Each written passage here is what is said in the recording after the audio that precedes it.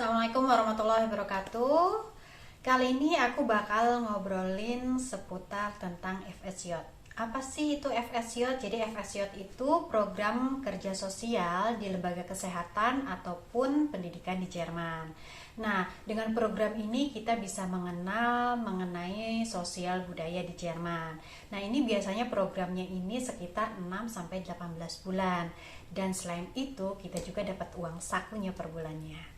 Nah, untuk lebih lengkapnya, kita lihat aja yuk videonya dan aku bakal ngobrol bareng dengan salah satu temanku yang sekarang dia bekerja sebagai pekerja sosial di salah satu sekolah luar biasa di Jerman.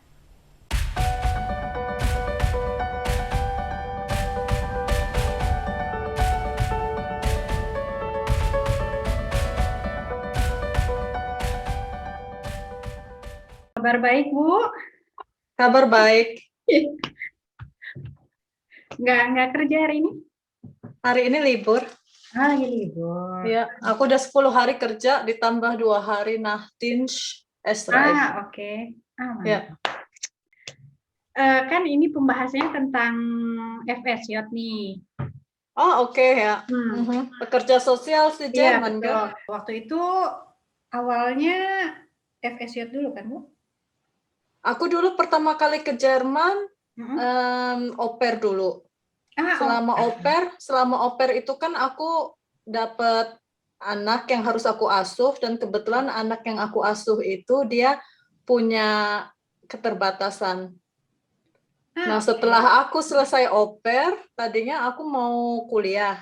Tapi kan dulu susah banget ya, harus ada Finanzierung Nachweis, harus punya konto gitu ya. Konto, ada uang lah ya, jaminan. Iya, terus nggak punya uang jaminan, dan kebetulan ibu yang keluarga yang tempat aku tinggalin dulu itu, Gastfamilie aku, nyuruh aku, udah kamu daripada pulang ke Indonesia, aku ajak ke sebuah institusi, itu yayasan ya, Stiftung buat untuk anak-anak cacat, karena aku kan sering jagain anaknya dan udah punya pengalaman, jadi kata dia.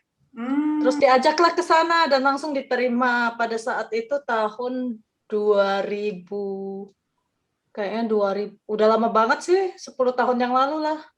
Jadi awalnya itu Ausbildung, setelah itu baru yang FSY ini?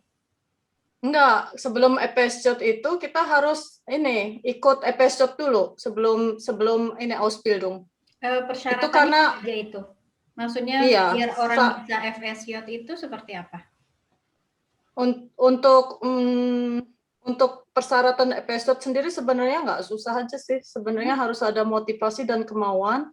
Dan untuk menjadi FSJ itu kita harus dituntut, harus punya empati lah. Maksudnya kita kan banyak sih bagian-bagian untuk FSJ sendiri, ada yang di bidang kayak untuk orang-orang tua, apa yang lansia, terus ada yang untuk anak-anak berkebutuhan khusus, terus ada yang di sekolah juga, ada yang di kindergarten, di TK gitu, terus ada juga yang FSJ yang untuk kayak di bidang lingkungan dan untuk kerja sama hewan-hewan gitu. Oke. Beda-beda ya beraihannya. Jadi tergantung ya, kita yang milih kan mau di bidang mana. Iya. Tapi kebetulan di Jerman ini yang paling banyak dibutuhkan di Indisrichtung Pflege, kayak untuk menjaga dan merawat orang-orang tua. Terus untuk merawat untuk ya penyandang cacat, itu paling banyak dibutuhin di Jerman. Nah, selain itu untuk kalau misalnya berkas-berkasnya atau itunya apa? Harus tetap kursus bahasanya perlu? Kalau untuk Freiwillige Sozialisiarnya sendiri, nggak ada persyaratan khusus, harus bisa bahasa Jerman. Untuk tahap awal kita harus mendaftar di sebuah Träger. Träger itu kayak pusat yang menerima Freiwillige Sozialisiar. Jadi semua Bewerbungnya dimasukin ke Träger itu sebelum masuk ke yayasan yang tempat kita kerja. Nanti sama mereka disortir. Disortir, iya. Dipilih-pilih, terus ntar akan dialihkan ke bidang-bidang yang dibutuhkan. Yayasan cari ya. Yang dicari. Ya, jadi kayak agen lah istilahnya kalau di Indonesia. Agen tapi yang khusus untuk menangani FSJ ini ini. pekerja sosial. Jadi kalau misalkan pekerja sosial ada keluhan, ada masalah apa-apa, larinya ke trigger ini karena mereka yang melindungi pekerja sosial.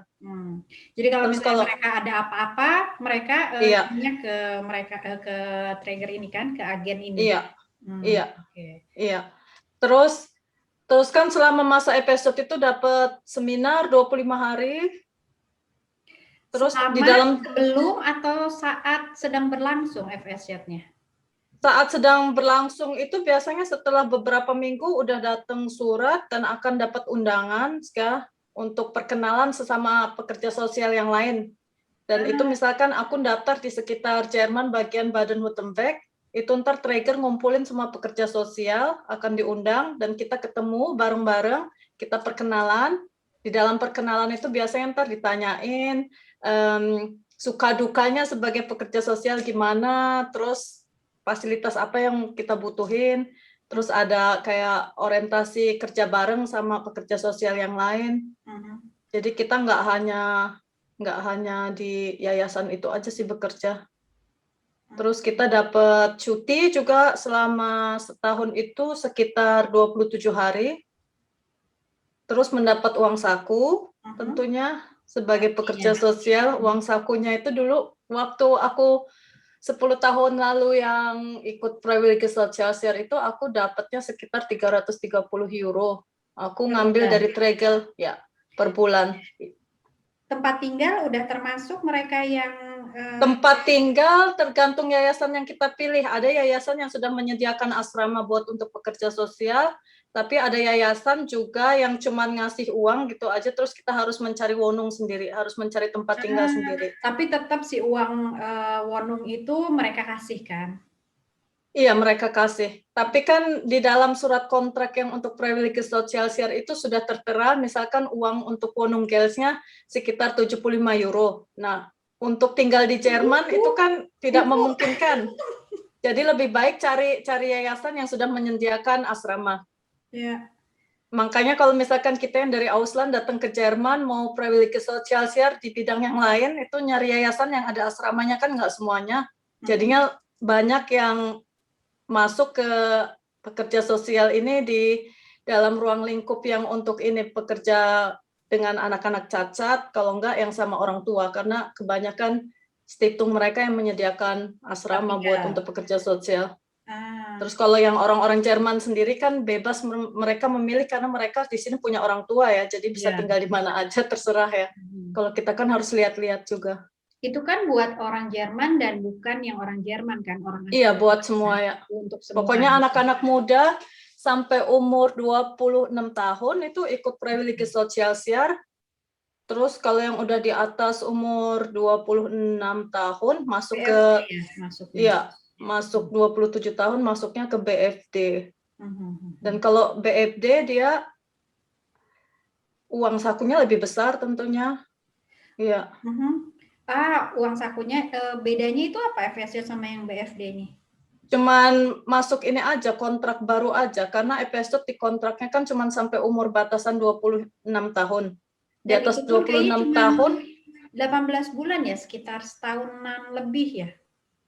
Bisa untuk FSJ itu ada yang 6 bulan, ada yang setahun, maksimum 18 bulan. 18 bulan kan, ya. Iya. Setelah 18 bulan itu udah nggak bisa diputer-puter lagi, sudah harus masuk entweder Ausbildung apa Studieren, kalau nggak cari itu. Udah nggak bisa lagi BFD, nggak bisa disambung ke BFD lagi. Jadi kalau misalnya usia kita misalnya udah di atas 26, langsung BFD gitu kan ya? Iya, misalkan kita kontraknya, misalkan kita udah umur 26, kita misalkan masuk umur 27 tahun, sama triggernya ntar diganti kontrak yang baru sebagai BFD. Gitu. Pokoknya dalam kurun waktu 18 bulan itu udah harus selesai ya. Jadi ntar otomatis dirubah sendiri sama mereka kontraknya. Dan kalau untuk yang BFD itu kebanyakan di sini ya orang-orang yang udah dewasa gitu ya. Kadang-kadang juga ketemu orang-orang yang udah pensiunan juga masih ikut BFD. Oh ya, sampai iya. Kadang mereka ya cuma cari pengalamannya aja sih, pengen kerja sama penyandang cacat gitu. Ya udah banyak yang umur 30, 40 kadang masih ikut kegiatan sosial ini juga. Iin sekarang di ini kan di SLB ya, sekolah luar biasa, bukan? Iya, aku Hmm. di sekolah luar biasa. Terus kalau di Jerman ini kan ada kayak departemennya sendiri. Model sistemnya itu kayak departemen untuk apa ya namanya? Bentar ya. Mm-mm. Dia kayak ini loh. Kayak kan namanya Sonderpädagogische Schule. Jadi kayak pusat bimbingan dan pendidikan kebutuhan khusus. Mhm. Terus sistem kerjanya sebenarnya sama kayak di Indonesia aja sih. Kalau di Indonesia kan juga ada pengelompokannya. Ada SLB dari A sampai F, kayak tunarungu. Ya, ada Iya, bagi golongan-golongannya gitu ya, iya, disesuaikan. ada golongan-golongannya juga. Mhm. Terus kalau di sini kebetulan aku kerjanya di asrama buat untuk anak-anak yang berkebutuhan khusus ini. Yang mana Terus ini? Eh, yang Kebutuhan kan khususnya mereka maksudnya kekurangan apanya? mereka macam-macam. Ada yang penglihatannya Ah, terganggu ya, kayak buta. mhm. Terus ada yang tuli.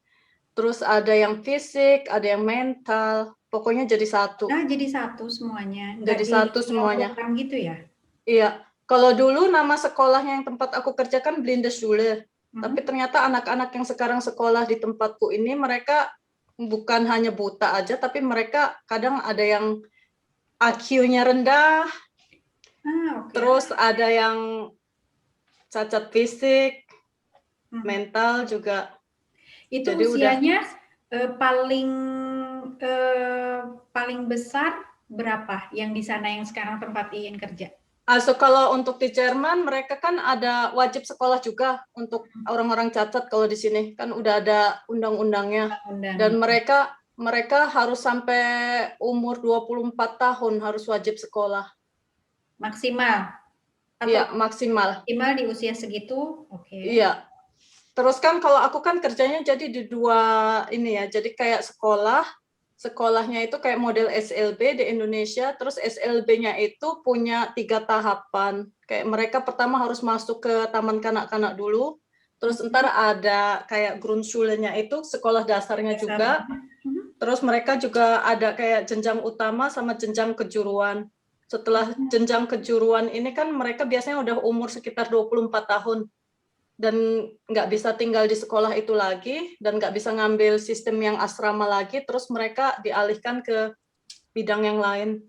Ah, yang mengalihkannya itu dari yayasannya atau Dari sekolahnya dari ntar kan, sekolahnya? ya ntar kan sebelum mereka selesai sekolah mereka kan ngambil kayak sekolah kejuruan. Jadi ada dua kemungkinan, orang-orang cacat yang tidak bisa diproduksikan itu biasanya akan dimasukin ke sebuah tempat untuk Khusus kayak ya tempat dari perawatan aja ya. hmm. Terus kalau yang masih bisa diproduksikan itu mereka biasanya masuk ke ruang kerja yang di bagian produksi itu, tapi yang mudah-mudah aja Hmm. kerjaannya kayak di bengkel, kalau enggak nyortir barang-barang gitu. Yang mudah lah ya, yang nggak terlalu Yang mudah ya. berat gitu ya. Iya.